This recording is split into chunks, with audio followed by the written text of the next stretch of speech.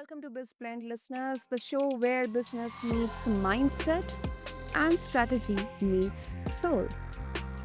Now, today's guest isn't here to give you another 5 step or 6 step success formula. He is here to tell you the truth.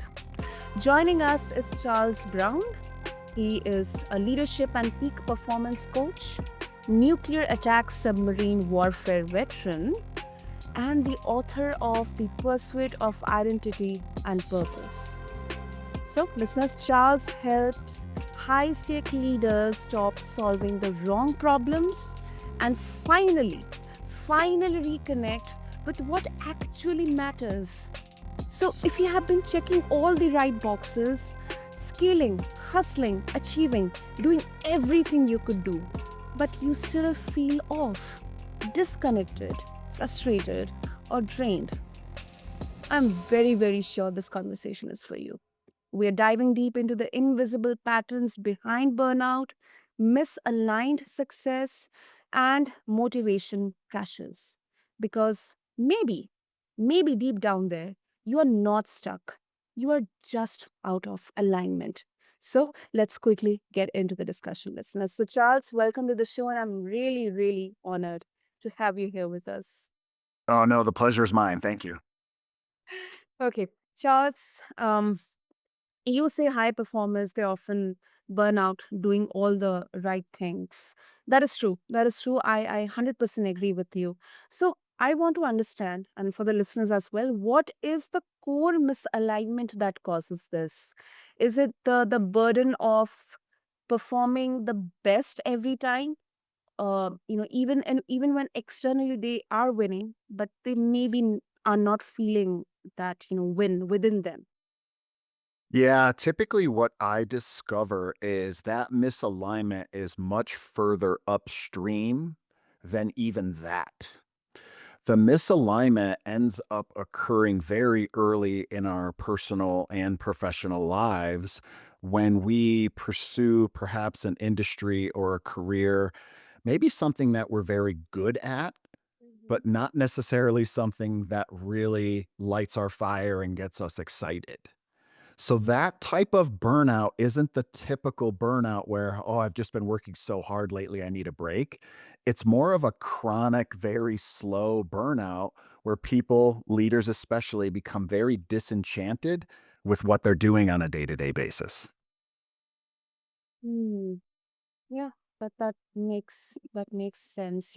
Because I have seen because I've worked in the startup setting as well, and this is also kind of my own entrepreneurial journey. I have seen Mhm. so many founders, they chase growth, but they kind of still feel empty inside, and that can be such a slippery slope for them. So I would love to hear, Charles, how this identity drift shows up even at the top. Yeah, no, absolutely. So again, we have these external metrics, right? Especially in the entrepreneurial world. We have so many opportunities, we have so many great ideas, all of us do. And then those of us who actually take action on it and start chasing that idea and start to try to bring that to life, something happens along the way where the mission overshadows the individual. And as an entrepreneur, there is, in my opinion, there is no such thing as work life balance. If you're an entrepreneur, your work is your life is your work, because so much of what you do is a reflection of your identity. So the problem comes when we start taking a lot of external success advice that says, oh, you just need to hustle more. You just need to do more. You just need to implement this strategy. You just need to do this. All of those sound like really good advice, and they may actually have a ton of success metrics behind them that says, "Oh, this definitely works," but Mhm. does it work for you? And the answer to that question is, well, it depends who you are, what motivates you, and what pushes you forward, and what brings satisfaction and joy into your life. For me, I tend to create a grid for all my clients that aligns our personal values with our emotional needs profile. which sounds really woo-hoo, sounds like it doesn't really have a place in high pressure, high speed, high tech entrepreneurialism. But the truth is that matters more than anything because it's the cornerstone of all of our success. If your values are out of alignment with what you do on a day-to-day basis, if Mhm. your job and your title are not fulfilling in an emotional way, you're going to run out of steam. You're going to run out of enthusiasm and energy for that mission. So the misalignment happens when we chase after something and think that the outcome is what's going to make us happy. When truthfully, we're all starting to learn and understand and believe it's actually the journey that makes us happy. It is the struggle that makes us happy, but it's got to be a struggle that's aligned to what we believe is important and valuable in life. I have so much to say on this, Charles, because it's not only valid in in entrepreneurship, but in our um, work also. I mean, I had personally experienced this. If when I was kind of not aligned or internally deep into what I am delivering in terms of my output, I couldn't even do the basic things, which I were good at, which I was known for. Like my managers or my colleagues used to identify that, okay, I'm good at this and I is good at this. That kind of, threw me completely off the road. I mean, that really surprised me. And that kind of completely pushed me deep down into the rabbit hole. And then there was COVID, then there was layoff, and then kind of scouring through whatever options are available, just for, the money to pay your bills, that kind Right. of phase. And then, um, I mean, I should really express gratitude to the people I was acquainted with, I were acquainted with that they gave me the chance to be a part of podcasting, and I left everything behind and took a huge, huge risk. But it definitely is true. It definitely is valid, and entrepreneurship is not, everyone's cup of tea. Not everyone Right. can do it. I mean, yes, they could do it, from I'm just not generalizing everything from skill or capability, but then there are so many factors to consider. Because yes, for an entrepreneur, there is no work-life balance. You're working on Saturdays and Sundays, but then physically you may feel that you are tired. You are really, really physically tired. But then when you're doing something that fulfills you internally, your soul, your soul will say, okay, I'll take a break, but then let me do this as well because this is something really valuable to me. Absolutely. True alignment fuels you. Yeah. When leaders are operating outside of their values or their emotional needs, even any success feels hollow Yeah. because you've put in all this effort for something and you've I, I typically warn my clients, be Mhm. careful about the prizes that you win because you may be winning prizes that you don't really want. And the system may reward the behavior and the effort, but your body and your soul keep the score. And they know that that really wasn't as fulfilling as I would hoped it had been.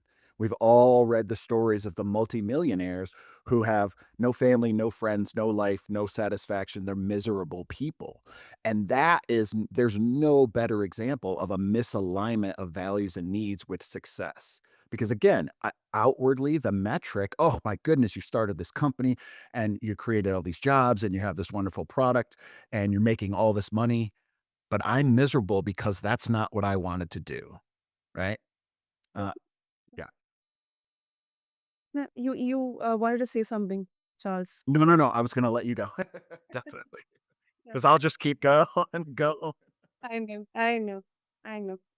This is so true because um especially during COVID and after COVID, we have seen so many people now wanting to start something on their own, become solopreneurs or startups and everything. But once again, it is a slippery slope. It can be really rewarding, but then you can also have, you know, some surprising realizations that maybe this is not something for me. And I really kind of appreciate that I got this opportunity. But then, yes, as you very rightfully mentioned, that if you are misaligned, even if you have everything external with you, externally validated that you are making money, you are giving jobs to people, you are creating jobs, but then internally you are not feeling yourself. Right. Right. So Charles also, yeah, yeah, go ahead, go ahead. I was just gonna say that, and there's a lot of ways and a lot of reasons why no one talks about this, Mm. right? Because we glorify the hustle Mm. and we mistake it for mastery. We think, again, we glorify somebody who works 60, 70, 80 hours a week for months on end to launch some product and they have some sales. And we think, oh my goodness, like they just crushed it. These guys are masters. No, no, they're not. No, they're not. I'm sorry. That's not mastery of yourself. That's not mastery of your state. And that I guarantee you, no matter how much success came from that, you didn't tap into nearly all of your potential if it wasn't aligned to who you are as a person and your values and your needs. Um, and then there's this constant fear that if we slow down or stop, we'll lose relevance. We'll Mm. lose that status. And that becomes a really, really unhealthy driver because, again, you're placing all your value as a human being on this external metric. And the market is very, very unforgiving. So you better love your business and you better love your industry because it fuels you, not because you're chasing some external validation, approval, whatever the case may be. Right. So most peak performers that I know, they only seek help after they crash. I've had very rare occasions where clients have actually contacted me ahead of time and said, hey, I just took over this brand new role of this organization. It's a big deal. It feels like very large shoes to fill. I'm starting to do all this stuff. And they were smart enough to say, I recognize that I'm in a new space and I need help with that. But for most people, they wait until they crash and they wait till everything comes down. Again, because of this cycle of us glorifying the hustle Mm. and thinking that your success only comes from, fill in the blank. Mm. They kind of feel embarrassed to ask for help. And because they think, oh, I've been a high achiever all my life. I have achieved everything on myself. This will be really embarrassing for me to go and ask out for help. Let me figure it out on my own and then I'll see what happens. Yep. Yep. Absolutely. And our parents and our teachers, bless their hearts, they want the best for us and they want us to be safe and they want us to have a wonderful career and they want us to make good money so that we can be safe and live a happy life. But truthfully, a lot of the feedback that we got was really, really actually very unhealthy, Okay. which is celebrating the grade on that exam as opposed to celebrating the effort that you put into studying for that exam, regardless of what the outcome was. I am by no stretch of the imagination am I a perfect parent. However, I did recognize in my children very early. I have one son and one daughter. Mhm. This one is really good at math, just does math in their head. Oh my goodness, good for you. Math has always been easy. Not so much of an artist, doesn't really like to read very much, at least not for pleasure. Okay, I'm not going to force that child to be someone who they are not, but instead I tried to make an effort to have them lean into their strengths. So many of us develop through the educational system and then through our professional lives, especially our early professional lives, to hyper focus on our shortcomings and our weaknesses. There's this impression that success equals you're great at everything. And that's not true. It's not true at all. The best performing people that I know, the happiest people and the most successful people I know themselves, Mhm. know their strengths, and lean into their strengths. We only discuss or face shortcomings or faults, if you will, weaknesses, when it's holding them back from doing what they're really aligned to do. And there's a couple different ways to do that. It's not necessarily your job to fix your weaknesses. It's your job to acknowledge them and recognize them and then figure out, okay, what's the solution? And sometimes the solution is outsource it.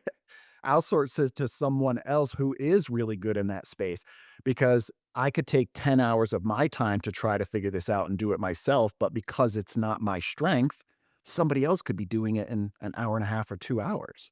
That just doesn't make sense. But again, we're driven so hard to hyper focus on those weaknesses and think and lead ourselves to believe that we have to be great at everything, and that's the only way to be successful. And truth is, we end up spending 80% of our time working on weaknesses and faults that are never going to be good enough. They're never going to be good enough. I choose to spend my time developing my strengths more and more and more. And every hour I put into that is worth 1,000 hours. Absolutely. That's beautifully put, Charles. And talking about, uh, when I was reading your intro, your experiences are really, really interesting. I mean, you have been a warfare veteran, and in those situations, decision making is such a super, super critical, kind of skill that you need. And you need clarity, conviction, confidence. There can be situations, uh, which I guess even entrepreneurs, they'll think that, oh my goodness, I don't want to have that kind of fear lingering around me. So what role does fear based decision making play in sabotaging growth? And how can leaders tell when their choices are rooted in fear disguised as logic? Something like the market is crashing. Okay, let me just quickly, uh, hire more people or lay off more people and make sure my numbers are right. Something like that, as an example. Mhm, mhm. Yeah, fear-based decision making rarely creates a great result. I think we're all aware of that. Mhm. Leaders who exercise a lot of fear-based decision making, or who lack the confidence to make big decisions, important decisions, critical decisions, or timely decisions, typically are lacking one of two things. Either they're not as technically astute in their area as they should be, given their role and given the magnitude of the decisions that they're making, because there is something to be said for how well do you know your space and how well do you know your industry. Now, for me, specifically speaking about my military background, it was training and drills all the time so that when emergencies did occur, you use the word confidence. I don't know if it was confidence as much as I know what the right thing to do is, or the most correct thing. So it wasn't always a perfect answer, but I do know that these are my priorities. This is the most important thing. This is the second most important thing. So I know that my decision making at least has to follow this hierarchy of most important to least important. Where leaders get in trouble is when the most important thing on their decision making priority list is their status or their ego. That's when we start making fear based decisions, because when the decision for an organization or the company or whatever it is becomes about us, that is just a very bad model. I'm sure you can see that, and I'm sure our listeners can recognize and identify with that very, very quickly. Yeah, yeah, I shouldn't be making decisions for myself. There's a lot of people counting on me to make this decision.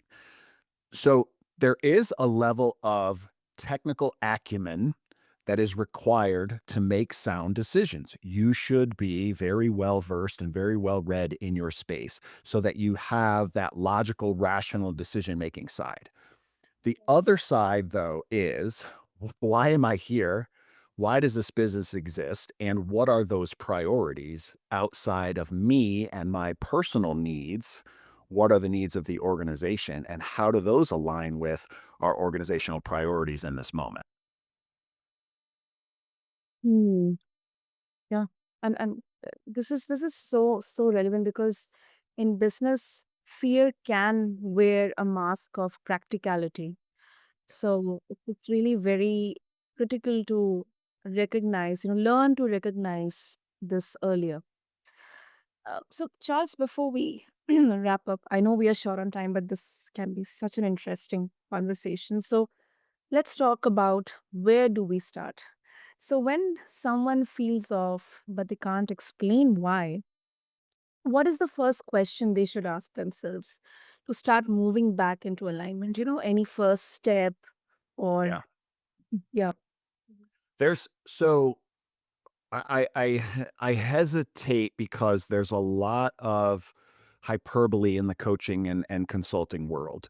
And things, ideas, concepts, strategies tend to get boiled down to some really, sexy catchphrase, right? Know your why.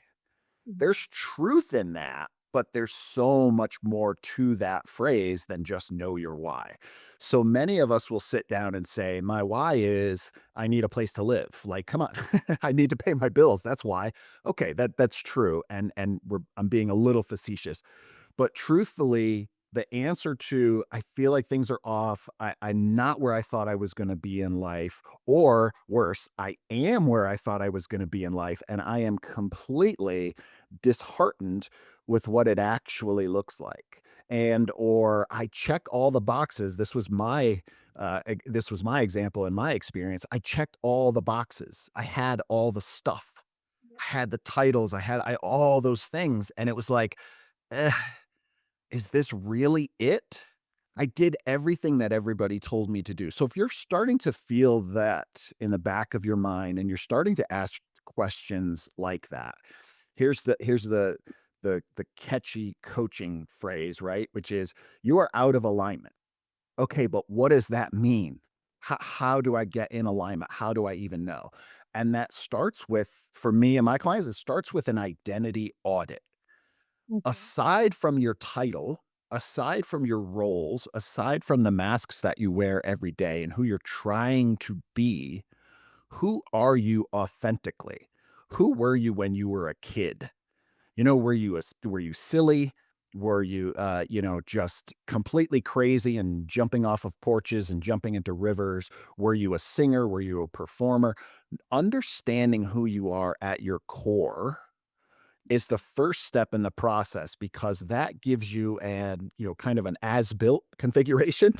This is how I was supposed to be before I started getting influenced by all those wonderful people who meant so well and meant, wonderful things for me, but ultimately the messages got a little bit skewed and or I executed them in the wrong way. An identity audit is the first place for you to start to be able to say, "Oh, no wonder." I'm very, very much, uncertainty and adventure focused, but this job is very mundane and very repeatable, and it has a high level of certainty. No wonder I don't feel satisfied with it. Along with that, and that's kind of the values based piece of it. Along with that is that, the word that I've used before, which for leaders, if you're not spending time on your emotional intelligence, you're losing ground, first of all. Every escalation in your role and your level of responsibility requires additional emotional intelligence. It is a wonderfully learnable skill. So we should all be working to develop our emotional intelligence. But that's the second piece of that puzzle, which is from an emotional needs perspective, what is being fulfilled? What is not being fulfilled? How does this job or role align with my emotional needs? And then you work to eliminate those violations and you work to eliminate those gaps from where you were to where you are and get them just better in alignment. Hmm. Wow. That is really, really, I think, very basic. The Mhm. found Yes, you stress really on the emotional intelligence aspect as well. That is learnable. It is definitely learnable. Absolutely, absolutely, and repeatable and scalable. I mean, this is work that any one of us can do because we all have an identity. We were just never taught how to tap into it, how to assess it, how to recognize it, and most importantly, how to appreciate it and love it. Absolutely.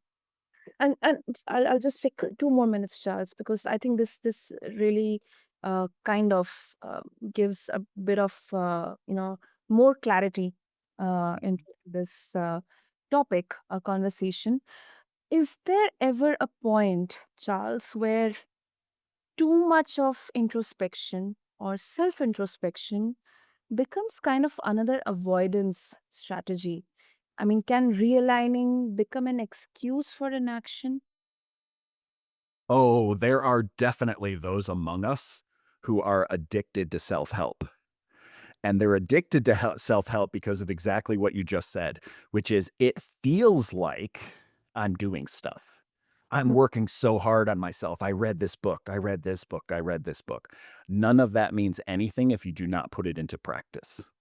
Nothing changes until you are willing to go out and play with your identity, play with your world, make some mistakes, adjust, pivot, grow.